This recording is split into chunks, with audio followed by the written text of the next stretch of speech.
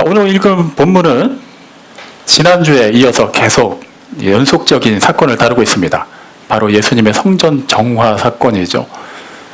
지난주에 우리가 이미 살펴봤습니다. 왜 그렇게 예수님께서 대노하셔야만 했는지, 왜 그렇게 성전에서 드려져야 하는 희생 제물들을 쫓아내시면서까지 주님께서 사람들에게 원망받을 수도 있는 그런 행동을 하셨는지에 대해서 말이죠. 희생 제물들이 팔리고 있던 그 장소는 이미 우리가 살펴본 대로 성전 바깥마당입니다. 이방인의 뜰이라고 불리는 곳이죠. 성전은 만민의 기도하는 집입니다. 그리고 이방인임에도 불구하고 개종한 사람들 또한 그렇게 와서 기도하고 예배드릴 수 있는 그런 공간이 허락되어 있었던 거예요. 근데 그 공간이 지금 장사하는 곳으로 변한 것입니다. 하나님의 집이 하나님의 영이 거하시는 곳이 아니라 장사치들의 탐욕으로 가득 찬 곳이 되어 있다는 것이죠. 그 예수님께서 그걸 책망하신 거예요. 그래서 막 소와 양을 쫓아내시고 환전상들의 상을 엎으시고 막 대노하셨어요. 아마 일대 소란이 일어났을 겁니다. 막 짐승들은 여기저기 막 뛰어다니기 바빴을 것이고, 그 상인들은 자신들의 그런 제사를 지키기 위해 흩어진 동전을 찾기 위해서 난리도 아니었을 거예요. 한동안의 그런 어수선함이 있은 뒤에 이제 일단의 유대인들이 예수님 앞에 섭니다. 아마도 정황상 성전을 관리하는 사람들과 그 상인들의 대표가 아니었을까 싶어요. 자, 그들이 지금 예수님한테 묻는 거예요. 네가 뭔데 지금 이렇게까지 우리에게 해를 입히느냐라는 것이죠. 오늘 읽은 본문대로 따르면 네가 이런 일을 하니 우리에게 어떤 표적을 보여주겠느냐라고 묻습니다. 그러니까 예수님께서 애초에 그 짐승들을 쫓아내시면서 이곳은 만민이 기도하는 하나님의 집이다, 이곳을 시장으로 만들지 마라라고만 말씀하셨다면 그들도 그 상황을 알고 있기 때문에 좀 뜨끔했을 거예요. 그래, 사실 이곳은 이방인들이 개종한 이방인들이 와서 기도하는 곳인데 우리가 사실은 좀 그 장소로 이렇게 쓰긴 했지, 좀 찔리기라도 했을 텐데 예수님이 거기서 그치신 게 아니죠. 내 아버지의 집으로 장사하는 집을 만들지 말라고 말씀하세요. 그러니까 코너에 몰렸던 그 일단의 유대인들이 회심의 일격을 가할 수 있는 기회를 잡은 겁니다. 유대인들에게 성전은 하나님의 집이에요. 근데 예수님께서 그 성전을 가리켜서 내 아버지의 집이다라고 말씀하십니다. 그럼 무슨 의미예요? 예수님이 하나님의 아들이다라는 거예요. 맞는 말이죠. 하지만 거기에 있는 사람들 입장에서는 그것은 말도 안 되는 얘기예요. 그러니까 신성모독이 되는 겁니다. 아니, 우리랑 똑같은 사람인데 하나님의 아들이라고? 그러니까 거기서 딱 책잡을 만한 걸 이제 건진 거죠. 사실 우리도 할 말은 없는데, 야, 그래도 우리는 신성모독 정도는 아니잖아 라고 얘기하면서 아마 그들이 세력을 모았을 것이고 예수님 앞에 섰을 거예요. 그리고 말하는 거죠. 네가 진짜 하나님의 아들이라고? 그러면 하나님의 아들이라는 증거를 한번 우리에게 보여줘봐. 우리가 납득할 수 있는 수준으로 말이지. 지금 그걸 얘기하고 있는 거예요. 그러니까 쉽게 말하면 그들은 자신이 있었던 겁니다. 어차피 하나님의 아들이 아닌 것은 확실하니까 어떤 표적도 보이지 못할 거야. 그렇다면 지금 이 소란을 일으킨 것에 대해서 우리는 이 사람에게 책임을 지울 수가 있고 우리는 여전히 떳떳하게 이곳에서 장사를 할 수 있겠다라고 생각을 한 것이죠. 그렇게 표적을 구하는 사람들에게 예수님이 뭐라고 대답하시죠? 너희가 이 성전을 헐라. 내가 3일 동안에 일으키겠다라고 말씀하세요. 어떻게 보면 표적을 구한 사람들 입장에서는 좀 당황스러운 대답입니다. 뭔가 초자연적인 뭔가 역사를 기대하고 물론 그런 일이 안 생길 거라고 확신했기 때문에 예수님께 나온 겁니다만, 그래도 뭔가 그런 식의 답변을 하든지 보여주든지 아니면 사실 나는 하나님의 아들이 아니야 이렇게 얘기를 할 줄 알았는데 너무 엉뚱한 얘기를 하는 거예요. 그러니까 그들 중에서 나올 수 있는 대답이, 야, 지금 시점으로 봤을 때 이 성전은 46년째 지금 건축하고 있는 어마어마한 대역사인데 너가 그걸 3일 만에 헐었다가 일으키겠다고? 지금 이제 그 관점으로 예수님께 대하고 있는 거예요. 이제 복음서를 보다 보면 예수님께 표적을 구하는 사람들의 얘기가 곳곳에서 등장합니다. 보통 보면 특징이 있어요. 그 특징을 한번 살펴볼게요. 요한복음 6장 30절 이하에 보면 거기서도 일단의 사람들이, 유대인들이 예수님께 표적을 구하는 내용이 기록되어 있습니다. 근데 우리가 오늘 읽은 본문은 요한복음 2장이에요. 그리고 지금 말씀드리려고 하는 건 요한복음 6장입니다. 그럼 2장과 6장 사이에는 시간적인 간격이 분명히 존재하는 것이죠. 다시 말하면 요한복음 6장에서 예수님 앞에 나와서 표적을 구하는 사람들은 어느 정도 예수님에 대해서 알고 있는 상태라는 거예요. 2장에 나오는 그런 성전에서 예수님 앞에 서 있는 사람들은 아직 예수님을 거의 모르는 사람들만 있습니다. 제자들을 제외하고는. 하지만 이미 6장 시점에서는 예수님에 대해서 익히 들었을 거예요. 그분의 그 권세 있는 말씀과 가는 곳마다 귀신을 쫓아내고 병든 자를 고치고 하는 다 알기 때문에 그들은 이제 그거를 감안하고 예수님께 나왔습니다. 그래서 6장 30절 이렇게 얘기해요. 선생이요, 우리에게 표적을 보여주시기를 원하나이다. 근데 친절하게 32절에서 다음과 같이 부연 설명을 붙입니다. 또 이 상황에서 뭐 성전을 헐라 이런 얘기하지 마시고 우리가 원하는 표적이 무엇이냐 하면서 예를 드는 것이 그들의 조상이 광야에서 이렇게 출애굽 과정이죠. 하늘로부터 내려온 그 만나를 먹은 사건을 상기시켜요. 그런 류의 표적을 우리한테 보여주십시오. 정말 우리가 먹고 사는데 지장이 없고 우리가 누구라도 진짜 이분이 하나님의 아들이 맞네라는 걸 좀 보여주십시오. 그러면 우리가 당신이 하나님의 아들이라는 걸 믿겠습니다라고 얘기하는 거예요. 의도부터가 잘못된 거예요. 그들이 정말 표적을 구했다면, 진심으로 하나님의 표적을 원한다면 그것을 구하면 안 되는 거였어요. 우리가 잘 알고 있습니다만 광야 여정길에 하나님께서 만나를 내려주신 것은 이스라엘 백성들이 표적을 구해서 내려주신 건가요? 아니에요. 하나님께서 그냥 책임을 져주신 거예요. 그 여정 중에 절대 굶지 않도록, 때로는 반석에서 물이 나오게 하셔서 그런 물이 없어서 또 힘들지 않도록, 때로는 고기가 필요하다고 해서 메추라기를 보내시기도 하시고, 그 더운 낮에는 구름기둥, 추운 밤에는 불기둥으로 인도하세요. 하나님께서 하나님의 백성들을 책임져 주시겠다고 하나님이 작정하신 일을 보여주신 거예요. 사람들이 그 하얀 가시와 같고 이른 아침마다 지면에 하얗게 내리도록 만나라고 불리는 걸 내려주세요라고 요구한 게 아닙니다. 전적인 하나님의 은혜로, 하나님의 작정으로 허락하신 거예요. 그들이 정말 표적을 구한다면 오히려 이스라엘의 영적 각성을 촉구했던 갈멜산 위에서의 엘리야와 바알 선지자 450인의 그 대결 구도에서 보여줬던 하늘로부터 임하는 그 불같은 표적을 구했어야 됩니다. 그들이 정말 심령이 하나님 앞에서 뜨끔할 수 있는 것을, 정말 그들의 그 폐악함을, 그들의 그 완악함을 하나님 앞에서 온전히 회복하기 위해서 그 수준에 맞는 표적을 구했어야 돼요. 하지만 그들은 그 정도 수준이 아니었습니다. 그냥 우리가 먹고 사는 것만 해결해 주면 돼. 뭐 좀 더 나아가서 로마로부터 우리를 독립시켜주면 돼. 그런 일을 하면 우리가 당신을 따르겠소. 당신을 믿겠소. 하지만 그런 게 아니라면 당신은 하나님의 아들이 아닌 것입니다라고 본인들이 하나님의 아들의 기준을 정해놔요. 하나님 스스로가 인간의 몸을 입고 오셨음에도 불구하고 그들은 그거 다 필요 없다고 얘기하는 거예요. 우리가 생각하는 하나님은 이런 모습이 아닙니다. 우리가 생각하는 메시아는 이런 일을 하는 사람이 아니에요. 정말 우리가 필요한 것, 우리의 만족과 우리의 유익을 가득 채워줄 수 있는 것, 그런 분만이 내가 하나님으로 인정하겠습니다라고 얘기하고 있는 겁니다. 마태복음 12장에도 또 그러한 비슷한 이야기가 기록되어 있어요.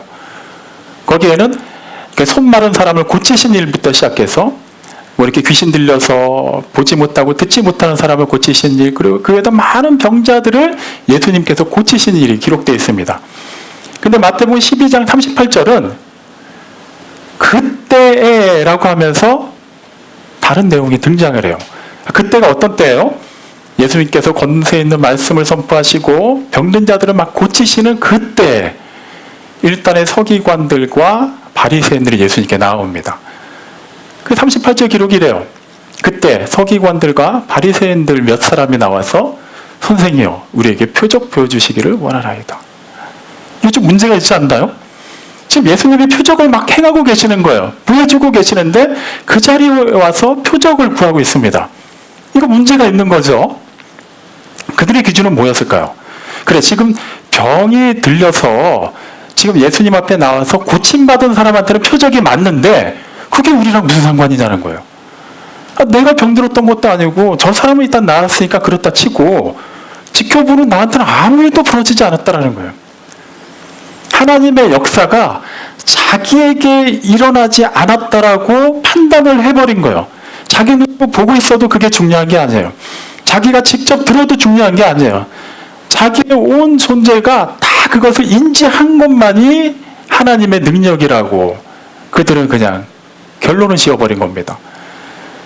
그러니까 예수님 앞에 나와서 표적을 행하시는 분한테 말도 안 되게 요구하는 거예요. 표적 보여주세요.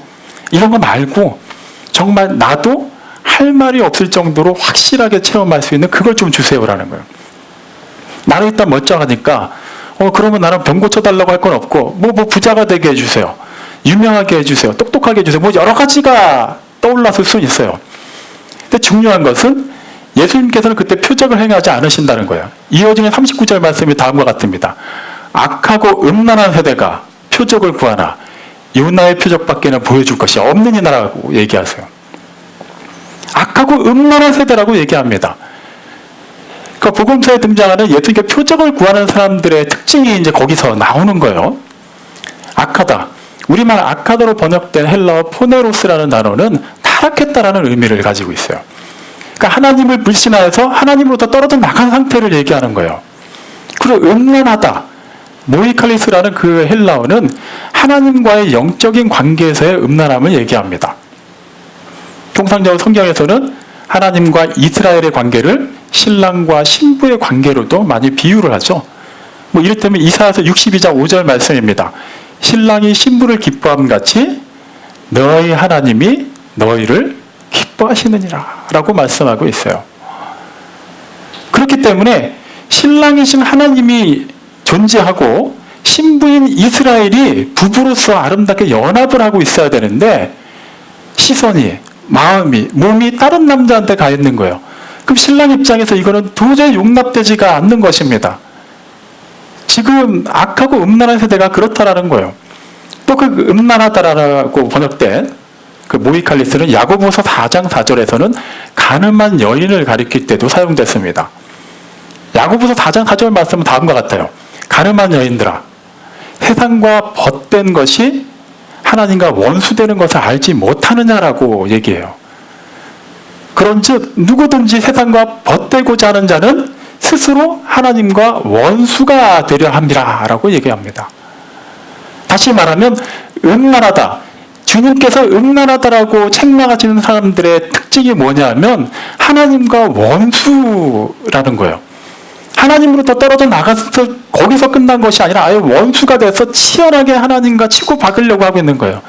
물론 게임이 안 되는 얘기입니다만 계속해서 그런 쓸데없는 시도를 하고 있다는 거예요.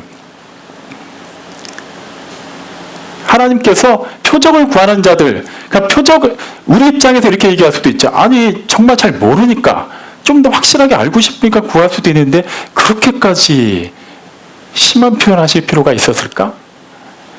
우리가 다음 주에 살펴보겠습니다만 하나님께서는 그렇게 표적을 구하는 사람들, 심지어는 예수님께 나와서 말은 그럴싸하게 합니다. 선생이요, 선생님 우리에게 표적 보여주세요. 뭔가 굉장히 공손하게 얘기하는 것 같아요. 하지만 예수님은 사람들의 속을 다 알고 계시는 거예요. 그들이 어떤 마음으로 예수님께 나아왔는지를 말이죠. 그들은 도저히 영적으로 분간할 수 없는 그런 어둠 가운데 있는 수준이었습니다. 그렇기 때문에 예수님께서 이 성전을 헐라 내가 3일 동안에 일으키리라라고 말씀하셨을 때 그들은 이해를 못한 거예요. 아니 이 큰 거를 어떻게 한 번에 헐지도 못할 뿐만 아니라 이거 어떻게 3일 만에 일으키지? 그들은 도저히 하나님의 그런 그 속뜻을 알 수 있는 여지가 없는 사람들이었어요. 우린 또 이렇게 얘기할 수 있죠. 아니 그럼 그 상황에서 어느 누가 그것이 예수님이 성전을 가리킨 것이 자신의 육신을 가리킨 것이고 성전을 헐고 3일 동안에 일으킨다는 것이 예수님의 대속의 죽음과 3일째 되는 날 부활하시는 것을 알 수 있을까? 나 같아도 그 상황에서 그걸 몰랐을 것 같은데 물론 우리는 그렇게 생각할 수 있어요. 하지만 그들이 정말 하나님의 선민이라면 하나님의 말씀을 주야로 묵상하고 말씀을 연구하고 하나님께 기도하고 하나님의 뜻을 계속해서 구하는 자들이었다면 결국 그런 수준의 질문을 그런 수준의 반응을 보일 수가 없었을 것입니다. 예를 들면 이런 거죠. 예수님께서 성전을 막 정화하실 때 그들로서는 처음 겪어보는 일이에요. 어느 누구도 이미 공공연하게 알고 있지만 지금 장사를 하고 있는 그 장소가 원래는 기도하는 곳이라는 것을 알고는 있지만 다들 그냥 쉬쉬하면서 덮고 가고 있는데 그거를 누군가가 대놓고 찔러서 얘기하는 거예요. 이곳은 기도하는 곳이다. 이곳에서 장사를 하면 안 된다. 그리고 내 아버지의 집을 장사하는 집으로 만들지 말라라고 얘기하시는데 사실 그 말이 틀린 말이 아니다 하더라도 예수님은 한 명입니다. 성전을 관리하는 많은 사람들이 있었고 상인들도 숫자가 적지 않았을 거예요. 그들의 재산이 막 이렇게 손해를 입게 됐는데 그들이 가만히 있었다는 게 좀 신기하지 않나요? 어떻게든 예수님을 말리려고 하거나 저지하려고 했을 수도 있습니다. 근데 그랬다는 기록이 없어요. 그 말은 예수님의 그런 권세 있는 말씀 앞에 그들이 어느 정도 뭔지는 모르지만 느꼈다라는 거예요. 보통 사람이 아닌데? 그렇다면 그들이 표적을 구하는 것부터가 이미 예수님을 어느 정도 인정을 하고 들어간 거예요. 어쨌거나. 안 그랬으면 무조건 막 잡아가지고 막 옥에 가둘 수도 있고 두들겨 팰 수도 있습니다. 그렇게 하진 않죠. 그렇다면 그들은 어떻게 물어봤어야 될까요? 네가 우리에게 무슨 표적을 보여주겠느냐라고 물을지언정 그 다음에 예수님이 이 성전을 사흘 동안에 일으키리라라고 말씀하셨을 때 그럼 그 말의 뜻이 무엇인가 우리에게 설명을 해달라고 얘기했어야 됩니다. 그들이 조금이라도 이분에 대해서 경외하는 마음이 있었다면 조금이라도 이분이 보통 분이 아니라는 것을 인지했다면 말이죠. 그런데 그들은 예수님을 알아보지 못해요. 그냥 여전히 이 큰 성전을 사흘 동안에 일으킨다고? 지금 무슨 소리 하는 거야? 그들끼리는 그냥 어리둥절한 상황인 거죠. 지금 예수님과 예수님 앞에 있는 일단의 유대인들 사이의 이 관계를 우리가 이미 진작에 살펴본 요한복음 1장 5절은 아주 명쾌하게 다음과 같이 정리해놨습니다. 빛이 어둠에 비치되 어둠이 깨닫지 못하더라. 그냥 어둠은 어둠 그대로인 거예요. 빛이 오면 어둠은 물러나는데 그냥 물러날 뿐이에요. 어둠이 완벽하게 다 사라지는 게 아닙니다. 이곳에 이렇게 조명들을 켜놔도 또 구석구석 어두운 부분들이 다 있기 마련이죠. 그렇다면 본인이 그렇게 세력에 쫓겨났을 때 어둠은 당연히 빛을 인정하는 겁니다. 내가 원래 있던 자리에서 밀려나기 때문이에요. 근데 그것을 인정 안 하고 있는 거예요. 내가 지금은 잠깐 후퇴하지만 당신은 나는 빛으로 인정하지 않겠어. 여전히 어둠이 더 득세할 것이고 내가 최고다라고 계속해서 스스로를 위안하고 있는 거예요. 그래서 어떻게든 빛이 아니라는 것을 흠을 잡아보려고 하고 있는 겁니다. 상당히 슬픈 이야기죠. 예수님께서 그분이 하나님의 아들이심에도 불구하고 하나님의 아들로서 그들 수준에 충분히 납득할 만한 그런 표적을 보여주지 않으세요. 얼마든지 하실 수 있는 분임에도 불구하고 안 하십니다. 하나님은 사람의 뜻대로 움직이시는 분이 아니에요. 그분이 작정하신 일을 이루실 분이지 원래 그분이 작정하신 일이 있는데 우리가 이렇게 해달라고 해서 그것을 끌어올 수 있는 분도 아니고 그렇게 끌려가는 분도 아닙니다. 하나님에 대해서 오해하지 마세요. 하나님께 기도할 때 그 부분에 대해서 우리가 분명하게 하고 기도해야 됩니다. 물론 우리는 우리의 필요를 구하는 건 사실이에요. 몸이 아프면 그 치유를 위해 기도합니다. 재정적으로 부족하면 그 부족한 것을 놓고 기도할 수도 있어요. 그 자체가 문제라는 게 아니에요. 그렇게 안 되면은 그것은 하나님이 뭔가 실수하시는 것이고 내가 원하는 대로 되지 않아서 내가 손해를 받으면 그게 결국엔 하나님한테 손해가 되는 것이기 때문에 들어주셔야 됩니다라고 생각하는 그 발상 자체가 문제가 되는 거예요. 누차 말씀드립니다만 우리는 어느 순간부터가 보면 우리가 만들어 놓은 신을 하나님이라고 간주하고 믿을 때가 너무나도 많이 있다는 것이죠. 하나님은 어느 누구에서 창조된 분이 아닙니다. 스스로 계신 분이에요. 영원 전부터 계시는 분입니다. 그분은 창조주로 존재하시는 분이지 우리가 또 다른 조물주가 되어서 그분을 우리의 마음에 맞춰서 창조해서 우리가 원하는 기준대로 끌고 갈 수 있는 분이 아니에요. 근데 그걸 사람들이 이해를 못하니까 인간의 몸을 입고 직접 이 땅에 내려오셔서 말씀하신 거예요. 그럼에도 그들은 하나님 알아볼 수 있는 그런 영적인 안목이 없었습니다. 복음서에 기록되는 많은 그런 예수님께 표적을 구하는 사례들, 가장 첫 번째 사례가 어떤 내용인지 혹시 아시겠습니까? 마태복음 4장에 기록이 되어 있어요. 자, 이제 예수님께서 요한에게 세례를 받으시고 이제 성령께 이끌려서 광야로 가십니다. 거기서 40일 밤낮으로 금식하시죠. 상당히 줄이고 지친 그 상황에서 마귀가 예수님을 시험합니다. 그때 세 가지 얘기를 하죠. 이 돌들로 변하여 떡덩이가 되게 하라. 그 성전 꼭대기로 데리고 가서는 여기서 뛰어내리라. 그 세 번째는 나에게 절하라 했어요. 그 세 가지 중에 앞에 두 가지는 표적을 구한 거예요. 돌이 변하여 떡이 되는 것. 성전 꼭대기에서 뛰어내렸지만 전혀 몸에 해를 입지 않는 겁니다. 원수 마귀가 가장 먼저 예수님에게 표적을 구했어요. 근데 재밌는 것은 마귀를 그냥 막무가내로 표적을 구하지 않습니다. 교묘하게 전제를 다는데 다음과 같이 달아요. 마태복음 4장 3절과 4장 6절에 각각 기록되어 있는데요.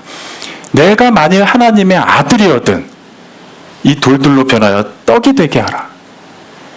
내가 정말로 하나님의 아들이거든 뛰어내려라. 그분은 하나님의 아들이 맞아요. 그러면 우리 이렇게 생각하면 되나요? 하나님의 아들이 맞으니까 까짓거 한번 보여주시고 한번 뛰어내려도 아무 문제 없다고 보여주시면 마귀가 꼼짝 못할 텐데, 다시 말씀드릴게요. 하나님이 창조하신 피조물들에 의해서 조정나가거나 움직이시는 분이 아닙니다. 철저하게 그분의 주권과 그분의 속성에 기인하신 상태에서 그분이 예정하신 일들을 이뤄가세요. 절대 그런 마귀나 사람들의 세상의 그런 술수에 넘어가지도 않고 그런 거에 따라서 움직이시는 분이 아니십니다. 마귀 입장에서 얘기할게요. 예수님이 하나님의 아들이라는 거 몰랐을까요? 정말 몰라서 마귀도 막 궁금해가지고 물어봤을까요? 아니에요. 누구보다 잘 알고 있어요. 근데 그게 마귀가 하는 일이에요. 하나님을 인정하지 않는 겁니다. 어떻게든 하나님의 영광을 가려보려고 하고 그것을 끌어내려보려고 하는 거예요. 애초에 어쩌다 마귀가 됐어요? 하나님보다 위에 올라가려고 했잖아요. 무별 위에서 자기의 의자를 딱 펴고 앉아서 다 다스려 보겠다고 했어요. 불가능한 일이죠. 그러니까 그 다음에 마귀의 전략이 뭡니까? 어떻게든 하나님을 끄집어 내려보려고 하는 거예요. 어차피 그 위에 올라가지 못하기 때문이에요. 돼요? 안 돼요? 안 돼요. 안 되는 일인데도 계속해서 시도를 하고 있습니다. 그리고 또한 자기 수하에 있는 많은 이 세상과 사람들을 통해서도 끊임없이 그걸 시도하고 있어요. 예수님께서 악하고 음란한 세대라고 말하신 이유가 바로 그것입니다. 원래 표적을 구하러 온 사람들 자체가 태생이 원래 다른 사람들보다 악한 사람들이었다는 뜻이 아니에요. 똑같은 사람이에요. 똑같이 먹고 똑같이 자고 똑같이 생활하는 사람들입니다. 다만 그들은 어디에 속해 있느냐가 달랐던 거예요. 그들은 전혀 영적이지가 않았어요. 하나님을 인정할 만한 믿음도 없었고 그런 믿음을 소유하려고 하지도 않았습니다. 그럴 수밖에 없죠. 그들이 가지고 있는 배경과 그들이 행하고 있는 모든 것이 그들의 의가 됐기 때문이에요. 내가 그래도 명색이 바리새인이고 내가 서기관이고 내가 사두개인이고 율법에 대해서 능통하고 어쨌거나 그 규례에 대해서 잘 지키고 있는데 나 정도면 된 거 아닌가? 그 자신의 심령을 살펴보니 너무나도 꽉 차 있는 거예요. 자기의 의로. 의에 줄이고 목마른 이유를 못 느끼는 겁니다. 당연히 애통해야 할 필요도 없죠. 그냥 고개를 뻣뻣이 들고 하나님 이렇게까지 열심히 하나님 섬기는 나를 위해서 뭘 해주실 겁니까? 지금 그것 따지고 있는 거예요. 철저하게 그들은 하나님을 알고자 하는 그 믿음이 없었습니다. 히브리서 12장 6절에 분명히 나와 있죠. 믿음이 없이는 하나님을 기쁘시게 할 수 없습니다. 그들은 하나님을 기쁘시게 하려는 의도도 없었고 그런 수준의 사람들도 아니었던 거예요. 철저하게 육에 속한 사람으로서 영적인 일을 분별하려고 하지도 않았습니다. 눈에 보이는 그 현상만을 가지고 판단했어요. 그리고 내가 쌓아온 경험과 내가 가지고 있는 여러 가지 배경을 바탕으로 해서 모든 것을 다 해석하려고 했어요. 하나님의 말씀조차도 말이죠. 고린도전서 2장 14절에 분명히 나와 있는 것처럼 육에 속한 사람은 하나님의 성령의 일을 받지 못한다고 기록하고 있습니다. 육에 속한 사람 입장에서 하나님의 일은 미련한 일이래요. 깨달을 필요가 없는 일이래요. 오직 그 일은 영적으로라만 분별할 수 있다고 분명히 기록하고 있습니다. 지금 예수님께 표적을 구하는 사람들이 그런 상황이라고 예수님이 책망하고 계시는 거예요. 얼마나 슬픈 얘기입니까? 만약에 그런 책망이 우리에게 들린다면 우리는 어떻게 반응해야 될까요? 물론 그런 일은 없어야겠습니다만 예수님 분명히 이렇게 표적을 구하는 사람들, 의도를 가지고 예수님을 믿지 않으려고 불신 가운데 예수님과 원수된 자리에서 예수님께 나오는 사람들에게 또 다음과 같이 얘기하시죠. 요한복음 8장 44절 말씀이에요. 너희는 너희 아비 마귀에게 속하였다. 그러니까 너희 아비가 그렇게 거짓되고 욕심으로 행하는 것처럼 너희들도 똑같이 행하고 있다라고 얘기해요. 이미 소속이 다른 사람들인 것을 의미합니다. 아예 처음부터 하나님을 모르는 사람들은 얘기가 달라요. 그들에게는 굳이 하나님이 그렇게 얘기하실 필요가 없습니다. 아직 모르기 때문이에요. 근데 정작 하나님을 안다고 하면서, 하나님을 아버지라고 부른다고 하면서, 예수님을 나의 구세주라고 부르고 따른다고 하면서 내 마음이 여전히 세상을 향해 있고 세상과 벗삼으려고 하고 있고 하나님과 원수되는 자리로 가려고 한다면 하나님은 그거에 대해서 분명히 책망하실 거예요. 하나님의 성전이 그 역할을 감당하지 못하고 있기 때문에 예수님이 먼저 그것을 정화하신 겁니다. 그 다음에 말씀으로, 생명으로 채워주신 거예요. 고린도전서 3장 16절을 우리가 분명히 살펴봤죠. 하나님 아버지라 부르는 우리가 곧 하나님의 성령이 거하시는 성전이라는 것을 말이죠. 그렇다면 하나님의 성전으로서 우리의 상태를 우리는 끊임없이 살펴봐야 됩니다. 우리 안에는 악하고 음란한 것이 있지 않은지, 우리 안에는 하나님과 원수되고자 하는 것으로 가득 차고 있지 않은지, 하나님의 말씀이 말씀되게 임하기보다는 내가 의도하고 내가 바라는 뜻이 하나님의 뜻인 것처럼 그것을 움켜잡고 하나님께 기도하고 있지 않은지 말이죠. 하나님의 뜻이 하늘에서 이룬 것 같이 땅에서도 이루어지고 우리 각자에게도 이루어지기를 위해서 기도하고 계십니까?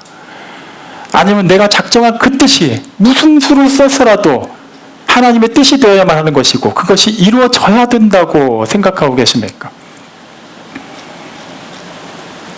우리도 만약에 표적을 구하며 우리가 원하는 수준의 하나님을 찾고 있다면 하나님은 하나님의 자녀이기 때문에 우리를 책망하실 겁니다. 우리 안에 그 더럽고 추한 것들을 깨끗하게 씻어내시기 위해 다시금 높은 채찍을 만드셔서 우리의 심령을 몰아가실 수도 있습니다. 우리 입장에서는 그건 표적이 아니에요.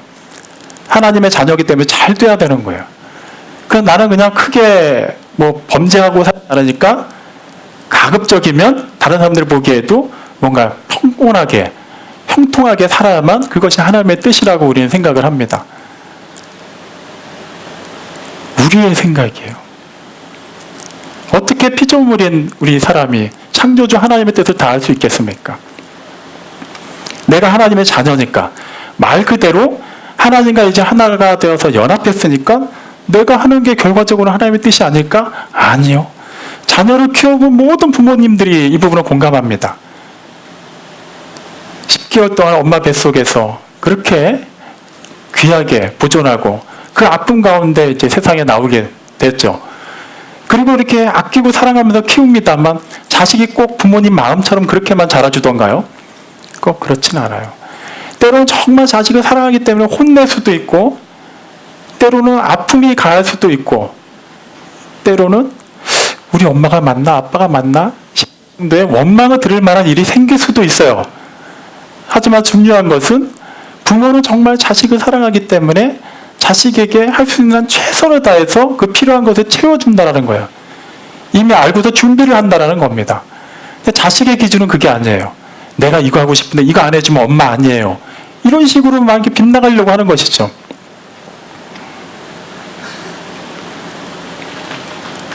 다니엘서 3장에는 그 유명한 다니엘의 세 친구 이야기가 기록되어 있습니다. 배경은 다음과 같죠. 느부갓네살 왕이 금으로 신상을 크게 만들어서 정해진 시간, 그 소리가 들리면 다 금신상 있는 곳에 향해서 절을 하라고 해요.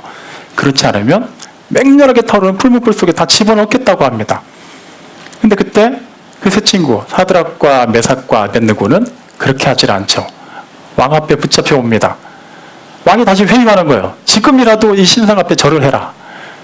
그때 그들의 신앙 고백이 다니엘서 3장 17절 18절에 기록되어 있습니다. 왕이여 분명히 앞서서 우리 하나님이 만약에 계시거든 이 맹렬히 타는 풀무불 가운데서 우리를 능히 건져내실 줄로 우리는 믿습니다. 왕의 손에서도 우리를 건져내실 겁니다. 그렇게 하지 아니하실지라도 분명히 아십시오. 우리는 왕의 신을 섬기지도 않을 것이며 왕이 세운 금신상 앞에 절하지도 않겠습니다라고 얘기해요. 세상의 기준으로 말해보겠습니다. 하나님을 순전하게 따르겠다는 사람들이에요. 그들이 지금 풀무불 속에 들어가게 생겼습니다. 생사의 기로에 놓여 있는 거죠. 정말 그 상황에서 세상의 기준으로 표적을 구한다면 뭐가 돼야 돼요? 그들이 풀무불 속에 극적으로 들어가지 않게 해주시던가, 들어가서도 절대 해를 입지 않고 나오게 하는 거예요. 우리는 물론 결과를 알고 있어요. 이 내용의 결과를 알고 있습니다만 지금 그 결과론적인 얘기를 하자는 게 아니에요. 그들은 표적을 구하지 않았어요. 우리는 하나님을 믿기 때문에 하나님을 믿는 이 믿음으로 말미암아 풀무불 속에 들어가는 것이라면 분명히 우리를 살려주실 겁니다. 그들은 그걸 믿지 않았어요.